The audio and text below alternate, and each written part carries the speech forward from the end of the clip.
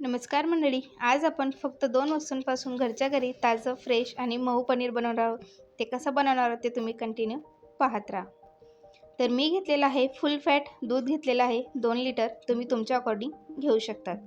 त्यानंतर त्याला गरम करायला ठेवलं, त्याला गरम होऊ दिलं, त्यामध्ये उकळी आली. त्यानंतर एक लिंबू घेतला, त्याला चिरून घेतला, त्यामधल्या बिया काढून घेतल्या आणि त्याचा रस आणि त्यामध्ये थोडंसं पाणी मिक्स केलं. ते त्यात हळूहळू टाकायचं. गॅस मंद आचेवर ठेवायचा.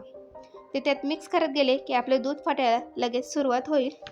तर जे की तुम्हाला असं दिसत आहे, असं हिरवं पाणी सगळं वर आलं की लगेच आपल्याला पुढची प्रोसेस करायची आहे.